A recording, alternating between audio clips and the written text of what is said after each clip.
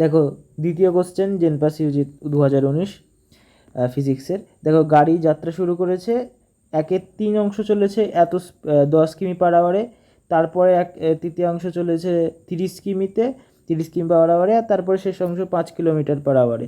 এবার দিচ্ছে গড় দ্রুতি। গড় দ্রুতি মানে কি? V average. অ্যাভারেজ মানে সবসময় কি যোগ করতে হবে তোমাকে? টোটাল ডিস্টেন্স মানে টোটাল যে দূরত্ব তার বাই করে টোটাল টাইম করতে হবে। মনে থাকবে কি করে? ঠিক আছে, যে দেখো যে ভি, ঠিক আছে, তুমি এটা যদি মনে রাখতে পারো, L t⁻⁻1 হয়, তাই তো? যে ভি এর যে মাত্রা L t⁻⁻1, তাহলে L/T, এলতে মানে লেন্থ ভাবতে পারো, তার টোটাল ডিস্টেন্স আর টাইম টি। ঠিক আছে, নিচে আসবে তো। তো এটা তুমি যদি মনে রাখতে না পারো তাহলে এইভাবে তুমি মনে রাখতে পারবে যে average total distance by total time হবে। এবার দেখো প্রথম অংশ চলেছে, এটা লিখেছি, এটা স্পিড V1, এটা V2, এটা V3। ঠিক আছে, এবার টাইমটা বের করবো কী করে? টাইম মনে রাখার জন্য তোমাকে দেখো এই দুটো নাও, এইটা আর এটা।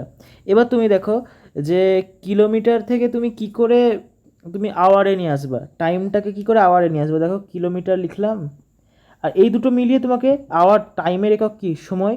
আওয়ার হবে ঘন্টা, মিনিট, সেকেন্ড, এগুলোই তো হবে। তো এখানে আওয়ার আছে, এবার তোমাকে এই দুটো মিলিয়ে তোমাকে আওয়ার আনতে হবে, তাই তো? এখান থেকে তোমার টাইমটা বের করতে হবে। তো তুমি কোনটা বাই কোনটা করবা ভুলে যাবা। তার জন্য দেখো যে তুমি এককগুলোকে নিবা। দেখো আমি কিমি লিখলাম, কিমি, এ বাই আওয়ার লেখা মানে এটা এটা উপরে চলে যাবে কিমি, আর এটা বাই লেখা মানে কি? ওপরে লেখাটা চলে গেল। তাই এর কিমি কিমি কেটে গেল, আওয়ারটা থাকলো, তার মানে টাইম এরকমই হবে। তাই দেখো x/3 লিখেছি, দিয়ে ইন্টু 10 করেছি, বাকিগুলো তুমি নিজে বুঝে নেবে। সেম দিয়ে টোটাল টাইম কি করে বের করলাম?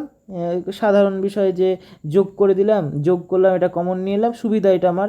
x/9 হলো। আর তুমি ক্যালকুলেশন দেখতে পাচ্ছ, টোটাল ডিস্টেন্স তো আমি জানাই ছিল যে x+3 টোটাল তো কী হবে? 3x বাই, হ্যাঁ সরি এক্স বাই 3, তো এরকম করে কেটে যাবে 3টা, তাহলে এক্স টোটাল ডিস্টেন্সও এক্স, এটা বোঝাই যাচ্ছে, সবাই জানছে। আর তো এক্স আর x/9 এটা থাকছে, তাহলে কি থাকলো?